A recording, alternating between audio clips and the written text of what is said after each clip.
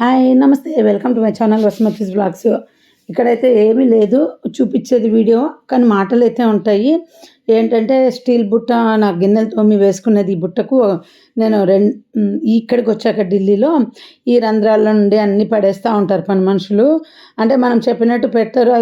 ఆ రంధ్రాలు పెద్దగా ఉండకుండడానికి నేను బట్టలు తీగ వస్తుంది చూడండి, దాన్ని మొత్తం చుట్టుకుంటండి జాలి బుట్టలాగా ఉండడానికి. ఇంకా ఇదొకటి పావురాల కోసము పిల్లలు బెడ్రూమ్ వైపు వేసింటిమి, మిగిలింటే పడేయకుండా నేను దాచిపెట్టుకునే అలవాటు. సో చాలా రోజుల నుండి అనుకుంటున్నా దీనికి బుట్టకు వేద్దామని, పని మనిషి వచ్చినప్పటి నుండి. ఎందుకంటే వాళ్ళకు స్పూన్లు పెట్టే ప్లేస్లో స్పూన్లు పెట్టారు, అన్నీ అలా కుప్పగా వాళ్ళకి మధ్యలో వేసే హ్యాబిట్. ఎంతమంది పని మనుషులు ఎన్ని ఊర్లలో చూసినా ఎక్కడ పని మనుషుల మనస్తత్వం అన్నీ కలిపి వేసేస్తారు. నువ్వు చెప్పినావు నీ స్పూన్లు కాడ స్పూన్లు గరిటెలు పెట్టమని. అందుకనేసి ఇంకా కూర్చొని తిరిగ్గా మా ఆయనతో అదంతా కట్ చేపించి అది కుచ్చుకుంటుంది. ఎండిపోయినాయి పాతవి వైర్ చుట్టినదంతా. బట్టలు ఆరేసి తీగ ఉంటుంది చూడండి, అది సన్నగా లోపల తీగ పైన ప్లాస్టిక్ వస్తుంది, అది 10 రూపాయలు ఎంతో దొరుకుతుంది చూడండి. అలాంటిది కుట్టుకోండి. నేనైతే ఇది చక్కగా దీనికి మెష్ చేసుకుంటున్నాను. ఇది హాఫ్ కట్ చేసి హాఫ్ వేసుకున్నాను. దీన్ని ఇప్పుడు మళ్ళీ అంత అటాచ్ చేసేంత ఓపిక లేదు. దారాలు గట్టో వైర్ తెచ్చో అలా ఆ రంధ్రాలను అలా ఇరికిచ్చేసి సెట్ చేసుకుంటున్నా. సో ఇంకా వీడియో ఫాస్ట్గానే ఉంటుందండి. నేను ఊరికే అందరు యూట్యూబర్స్ లాగా ఇట్లా ఒక్కొక్క క్లిప్పు కట్ చేసి అవి అతికిచ్చి చూపించానండి. ఎందుకంటే పని అనేది ఏది కూడా ఈజీ కాదు. ఇప్పుడు వంట 3 నిమిషాల్లో వంట చూపిస్తారు, వంట అయిపోతుందా అయిపోదు. అదే 15 నిమిషాలు 20 నిమిషాలు చూసే వంటను చేసేది 3 నిమిషాల్లో అవ్వదు కదా. అలా అది ఏమవుతుందంటే అవి నేర్చుకోనిక. నేను చెప్పేది ఏంటంటే నా వ్లాగ్లో నేర్చుకోనికే చెప్పేది కాదు, నా కష్టం ఎంత ఉందనేది చూపించుకుంటున్నానండి. బేసిక్గా నేను హార్డ్ వర్కరు.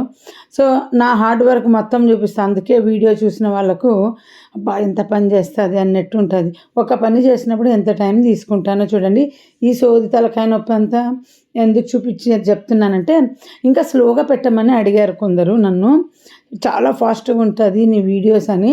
ఇంకా స్లోగా పెట్టాలంటే ఏం చేయాలంటే, ఒక 100 వీడియోలు చేసి అదే పప్పు చేసేది, చారు చేసేది, కూర చేసేది, పిండి రుబ్బేది, పాలు పోసేది, ఇట్లా అన్ని వీడియోలు తీసుకొని ప్రతి దాంట్లో కొద్దిగా క్లిప్పులు షూట్ చేసుకోవడం అనేది ఎంత కష్టం అంటే, నాకేమీ యూట్యూబ్లో డబ్బులు రావట్లేదు పెద్దగా. యూట్యూబ్ వదులుకోలేక ఒక ఫ్యాషన్గా చేసుకుంటున్నాను నేను, అంతే. ఇప్పుడు నేను వాటికి ఇంపార్టెన్స్ ఇవ్వట్లేదు. ఒక 10 నిమిషాలు వీడియో పెట్టాలి, దానికి ఏదో ఒకటి పెడుతున్నా అన్ఎక్స్పెక్టెడ్గా జనాలు నచ్చుతున్నారు నా మాటలు.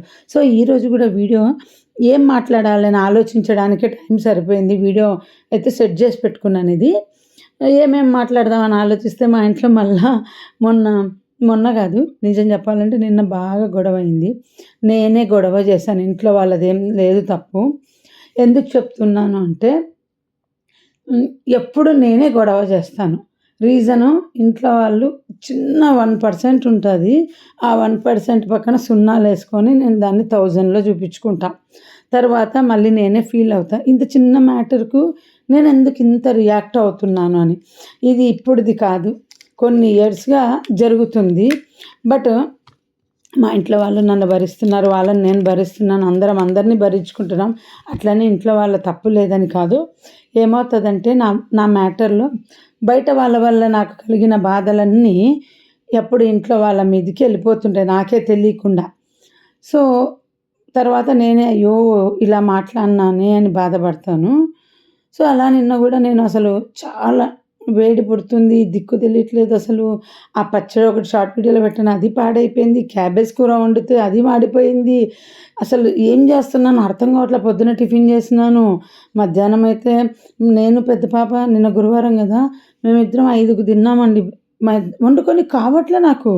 ఆ వేడి వేడి వేడి ఎట్లా ఉందంటే అసలు, దానికి తోడు నేనంతా నైటీ వేసుకున్నా.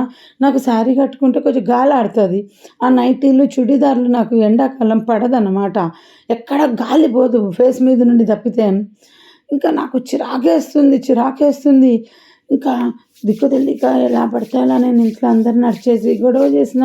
క్యాబేజ్ కట్ చేసి దాన్ని ఫైనల్ స్టేజ్లో లాస్ట్లో ఏమైందంటే, సిమ్లో పెట్టి నీళ్ళు వేయకుండా వచ్చి కూర్చున్నాను అనమాట. అంత ఉక్కిరిబిక్కిరి అయిపోతుంది. ఏం చేత కావట్లే, నిన్న అసలు ఏం జరుగుతుందో తెలీదు. కోపం కోపం కోపం వస్తుంది. ఎందుకు వస్తుందో తెలియట్లా. అది దేని మీద వస్తుందో తెలియక నేను ఏసీలు వేయలేదని ఏసీల మీద నాతో ఇంత పని చేయించుకుంటున్నారు, నేను ఇక ఇంత పని చేయలేను, నా చేత కాదని ఎలా పడితే అలా నేనే ఎక్కువ చేశానండి. ఇంతసేపు ఈ సుత్తే చెప్పాను కదా. మ్యాటర్లోకి వస్తాను. ఏంటంటే నాకు వచ్చిన ప్రాబ్లం ఇవి ఈ రోజుది కాదు. ఇలాగా నేను ఇంట్లో వాళ్ళ మీద రియాక్ట్ అవ్వడం గత కొన్ని ఇయర్స్గా అవుతున్నాను. యాక్చువల్గా నేను బెంగళూరులో ఉన్నప్పుడు నేను ఎంత శాంతంగా ఉన్నా, హైదరాబాద్లో ఎంత శాంతంగా ఉన్న పరిస్థితులు నా మీద ప్రెజర్ పడేవి. ఆ ప్రెజర్ను నేను అణుచుకొని బహుశా ఇప్పుడు అలా రియాక్ట్ అవుతుండొచ్చు. అందుకే నేను ఎవరు ఇంటికి పోను. ఒక మాట అంటే పడను. అందుకే పోవడం మానేశాను. వాళ్ళెంత పిలిచినా కూడా పోనన్నమాట. ఏదైనా చిన్న హర్ట్ చేస్తే ఇంక నేను తట్టుకోలేను. సో నాకు ఈ మధ్య ఒకరు చెప్పారు, నీకు మెడలో తాడు ఇచ్చి వేసుకోమని చెప్పారని చెప్పాను కదా, పసుపు తాడు ఒకటి ఇచ్చి అది నీకు రక్షణ అని. సో ఆ మనిషి నాకు చెప్పారు, నీకు ఎలా సమస్యలు వచ్చినాయో అలాగా పోతాయి, నిదానంగానే పోతాయి సమస్యలు, ఒక్కసారిగా పోవు. సో నీకు తెలియకుండానే సమస్యలలో వచ్చేసినాయి, మళ్ళీ అలాగే నీకు తెలియకుండానే స్లోగా పోతాయి, అంతవరకు సివియర్గా అట్లా అప్పుడప్పుడు జరుగుతూ ఉంటుంది అని చెప్పినారనమాట. సో ఇంకా నాగుల చవితికి చీర తెచ్చుకుందామని మా ఆయన, నేను, మా పాప మొన్న పోయినామన్నమాట. ఎప్పుడు బుధవారం మా ఆయనకు హెల్త్ బాగలేక ఇంట్లోనే ఉన్నారు, థ్రోట్ ఇన్ఫెక్షన్ అవన్నీ. ఇంకా ఆఫీస్కి వెళ్ళలేదు. సో బయటికి వెళ్ళేసి వచ్చినాక నెక్స్ట్ డే ఇదంతా జరిగింది. మా పాప అనింది, నీకు బయటికి వెళ్ళి వచ్చినావు, దిష్టి పడి ఉంటుందమ్మా, అందుకే ఇట్లా చిరాకు అదన్నీ వస్తుంది అని చెప్పింది నిన్న. ఎందుకు ఇట్లా అవుతుంది, నాకు ఎందుకు ఇట్లా అవుతుంది, ఎందుకు ఇట్లా చేస్తున్నాను, నాకు చేత కావట్లే, నీరసము, పిచ్చెక్కుతుంది, చిరాకేస్తుంది, నచ్చటం లైఫ్ అని అంటే దిష్టి పడుతుంది కదా ఇంకా ఎవరికైనా అని. ఇప్పుడు నేను చెప్పినాను కదా, మీకు అందరికీ ఆ ప్రతిదానికి నువ్వు దిష్టి అని మాట్లాడకు అని అనిపించవచ్చు. నీకేమి అందమా, నువ్వేమైనా చిన్న పిల్లవా, నీకు దిష్టి పడనీక, చిన్నపిల్లలకైతే దిష్టిలు అంటారు అని. ప్రతి దిష్టికి నాపరాళ్ళు కూడా పగిలిపోతాయని ఒక సామెత ఉంది కదా. దిష్టి పడాలంటే అందం ఉండనక్కర్లేదు, ఆస్తులు ఉండక్కర్లేదు, ఏముండక్కర్లేదు, ఒక చిన్న నవ్వు చాలు. నా లైఫ్లో అయితే నా నవ్వే నాకు దిష్టి తెచ్చి పెడుతుంటుంది ఎప్పుడు. అన్ని అనర్థాలకు నా నవ్వే నాకు కారణమని నేను చాలాసార్లు చెప్పిన. నా నవ్వులో ఎప్పుడు ఆనందమే కనిపిస్తుంది. ఎప్పుడైనా వీడియోలో ముఖం మార్చుకొని ఉన్నది చూసారా, నేను రెడీ అయ్యి ఉన్నప్పుడు అంతే, రెడీ కానప్పుడు అంతే. మా ఆయన కూడా ఎప్పుడు నవ్వుతూనే ఉంటారు. సో నవ్వు 4 విధాల చేటని కూడా అంటారు కదా పెద్దలు. సో అనవసరంగా కూడా నవ్వకూడదు. ఎందుకంటే అనవసరమైన మనుషులు కూడా అసలు నవ్వకూడదు. మన నవ్వు చూస్తే నవ్వులో ఎక్కువ ఆనందం కనిపించకూడదు ఎదుటి మనిషికి. నా కర్మ, నేను ఏం చేయను, నేను అలాగే ఉంటుంది. చీరలు కొన్నా చూడండి, 2200కు 3 చీరలు కొన్నాము. ఒకటి పుట్ట దగ్గరికని, మేము సండే చేస్తామండి ఎందుకంటే అందరం ఉపవాసం ఉంటామని. ఇంకా 2 ఊరికే బాగున్నాయని కొన్నాము. బ్లౌజులు ఇంట్లోటివి ఏవో ఒకటి వేసేసుకోవచ్చు అని ఇంక అక్కడే బయట తినేసి వచ్చాం. మా పెద్ద పాప మ్యాథ్స్లో ఆమె ఒక షర్టు కొనింది. మా ఆయనకు ఇంకా ఆఫీస్ వేర్ ఏం లేవనేసి తక్కువ, అంటే ఇప్పుడే కదా, మళ్ళీ అప్పుడైతే క్యానాన్ బట్టలే వేసుకుంటుండే, ఇప్పుడు క్యానాన్వి కాదు కనుక మొన్న కొన్ని తీసుకున్నాము జాయిన్ అయ్యాక. అంటే ప్లెయిన్ షర్ట్సే. సో మళ్ళీ ఇప్పుడు తీసుకున్నాము ఒక 3 షర్ట్స్, అవి ఒక 3000. ఇంకా పెద్ద బాబు ఒక టాప్ తీసుకుంది, చూడిదార్ కుర్తీ 600 అయింది. ఇంకా అట్లాగే రిలయన్స్ మార్ట్లో సరుకులు తీసుకొని ఇంటికి వచ్చినాము. సరుకులన్నీ ఇంకా మా పాప నాకు హెల్ప్ చేసింది. సో ఒక్కరోజు బయటికి వెళ్తే ఎంత ఖర్చు అయిందో ఆలోచించండి. బయటికి వెళ్తే ఇట్లాగే ఉంటుంది మనుషులు. అందుకే నన్ను బయటికి రమ్మంటే నేను చెప్తాను ఆయనతో, నన్ను బయటికి తీసుకెళ్తే మీకు ఖర్చు ఉంటుంది, మీకు ఓకే అయితే నన్ను తీసుకెళ్ళి, ఇంకా బయటికి ఊరికి అట్లా పోయేద్దాం అంటాడనమాట. అట్లా పోయి రావడానికి ఏదో తిని రావడానికి తప్పితే అట్లా తిరిగితే ఇట్లాగే అవుతుంది ఖర్చు అని అంటుంటా. ఇంకా అన్ని సరుకులు తీసి పెట్టుకున్నానండి. రిలయన్స్లో వాడైతే షుగర్ ఇచ్చాడు. ఒకప్పుడు 1000 రూపాయలకి ఇచ్చేవాడండి, 5 ఏళ్ళ క్రిందట. 1000 రూపాయలు కొంటే 10 రూపాయలకు ఎంతో షుగర్ ఇచ్చేవాడు, 11 రూపాయలకో 9 రూపాయలకు. 5 ఏళ్ళ నుండి ఫ్రీ షుగరే తింటున్నాం అన్నమాట మేము. ఇవి కొన్నాము. మా ఆయన అన్నాడు, ఎందుకు టపర్వేర్ ఉన్నాయంటే, ఆ టపర్వేర్ నమ్ముకోవద్దు, లైట్ వెయిట్, కావచ్చు, కానీ లిక్విడ్ ప్రూఫ్ గ్యారంటీ ఉండదు. కొద్ది రోజుల తర్వాత నా వల్ల కాదు, టెన్షన్ నాకు. ఈ గాజు బౌల్స్ అయితే రూ. 120, రూ. 100 తెచ్చుకున్నాం, వాషింగ్కి పోయినా ఉంటాయని.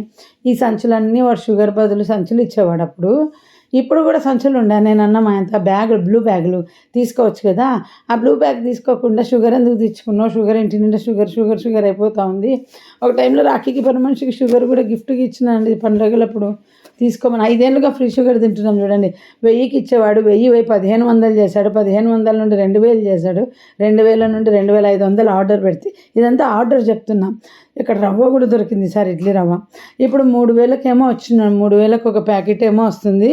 ఇక ఎప్పుడు పోయినా మా ఆయన ఇంకొక 600 అంటే కొనుక్కో, షుగర్ వస్తుంటే వెదవ 600 ఆ షుగర్ ప్యాకెట్ కోసము. అందులో స్వీట్ కూడా ఉండదు అనమాట. 1 స్పూన్ వేయాల్సిన చోట 2 స్పూన్లు పడుతుంది. ఏమంటే ఫ్రీగా వచ్చిందని వాడుతున్నాను. అప్పట్లో కొంచెం బాగుండేది తీపి, రోజుకి దాంట్లో తీపి ఉండదు. షుగర్ ఏమేసి అది ఏం షుగరో తెలియదు. వాళ్ళదే బ్రాండ్ అంటాడు అడిగితే. మాదే బ్రాండ్ ఇది, మేము ఇలా గిఫ్ట్గా ఇస్తాము అని చెప్పాడు అనమాట.